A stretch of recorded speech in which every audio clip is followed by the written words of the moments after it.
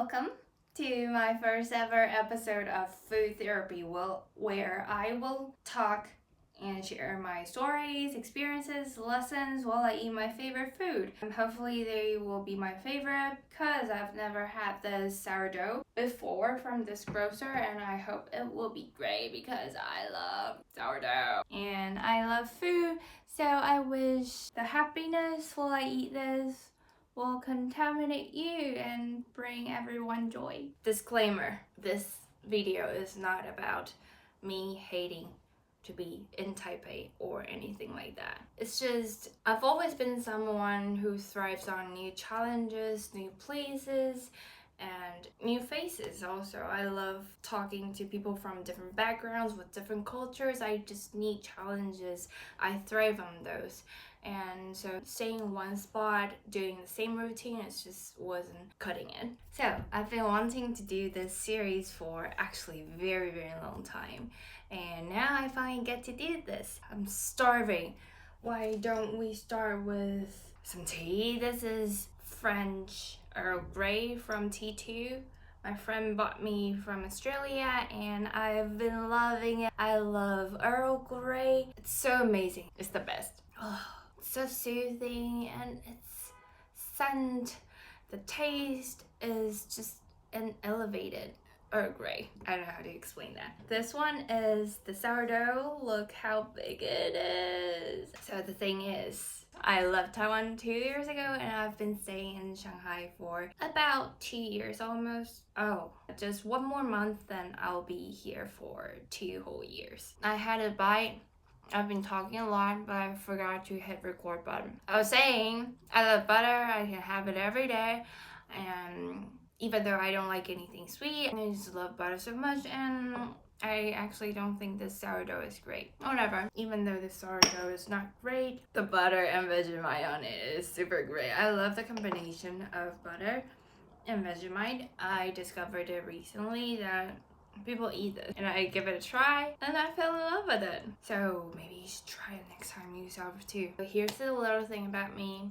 I grew up in Taipei and I was born and raised there and I love it. I love the food. I love the vibrant life over there. It's convenient. There's convenience store everywhere 24/7. There's a bunch of food. Food is very important to me. If you're hungry at night, you get to go to the night markets. I've always wanted to live somewhere else. I've been to Japan and I'm planning to go somewhere else next year, and that's another video. What I want to say is I've been planning to do this. Like, I had a financial goal ever since I graduated from university. I always knew that I want to pursue a goal of mine that requires a lot of money up front. And I know that the salary in Taiwan is not gonna make me achieve that goal by the age of 30. I thought it was impossible.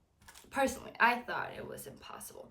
So I was juggling a lot of side hustles. I was doing freelance works. I was trying a lot to make sure that my full-time job is something about language because I love learning languages and I love using them in my day-to-day life, and I don't want to waste time doing anything else that I don't like. I graduated with a computer science degree, but I just don't feel like living as an engineer will be a dream of mine. It's just some kind of skills that I acquired throughout the 4-year degree, and I thought it would be nice. One day when I was on a bus, I was scrolling LinkedIn as always because I was finding some side hustles, some freelance gigs to do, and then I got a message from a headhunter about a job here in Shanghai. It's localization. I've been wanting to do so for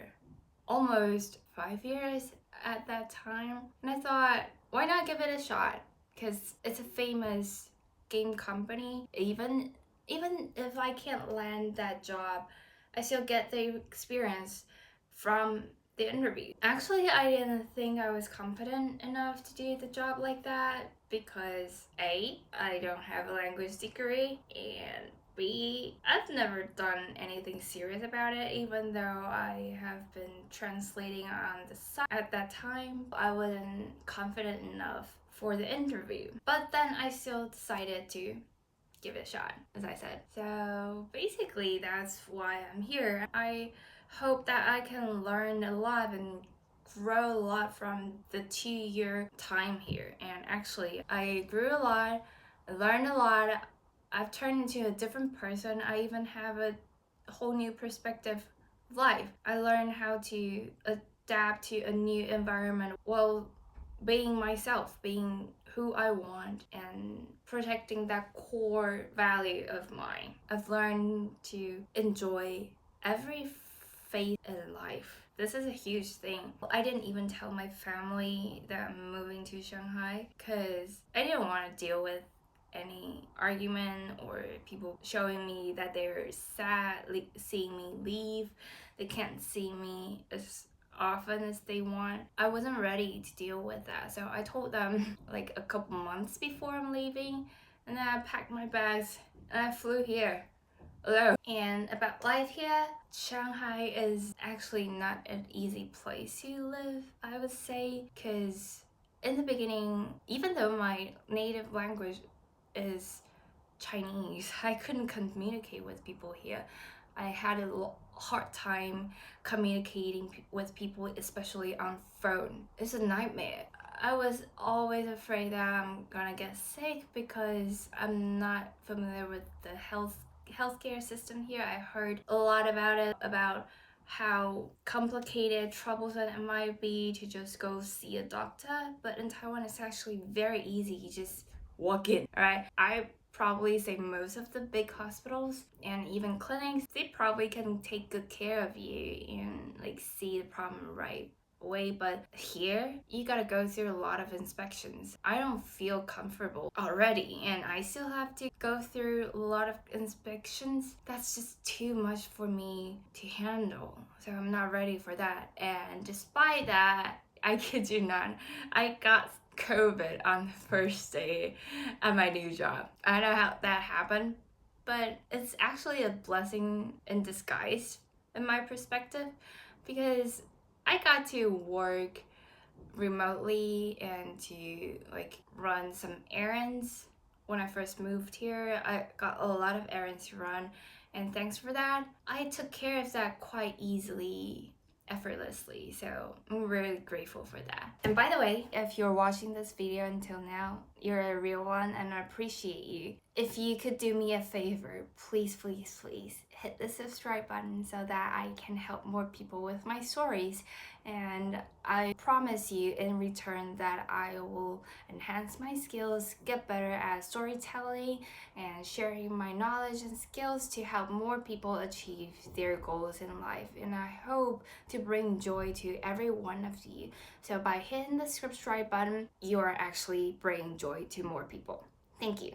Back to the video. I like to say that this move has honestly been the boldest thing I've ever done in my life. It pushed me to trust myself in ways I didn't before. And I used to doubt my skills, especially my English skills. But now I see how much I can achieve. I have more confidence in myself, and I know that every mistake I've made is only making me better. It's only the process, and I've learned to enjoy every bit of it. That's my story about how simple, short LinkedIn message brought me from Taipei to Shanghai. It's been intense, but it's also shaping who I am. And I wouldn't have done this video if it weren't for that message. Life is full of surprises. It will definitely bring you to where you are. It just may not come the way as you've imagined. And I think that's actually the good part of it. You can imagine something in the future. That's fun, right? Always surprises. If you're thinking about chasing a big dream, I hope this inspires you. And I'm always here for you. If you watch till this end of the video, I'm sure you feel something from this video, and I challenge you to do something bold, even if it's small. Just go talk to a random person. I think that's bold enough, alright? So before I upload the next video, I hope to see you drop a comment below of the boldest thing you've done for this week. Thank you for joining me for my food therapy. That's the first episode done. See you in my next one. Goodbye. Also, I want to say the food here is also so greasy, so salty. I can't get used to that.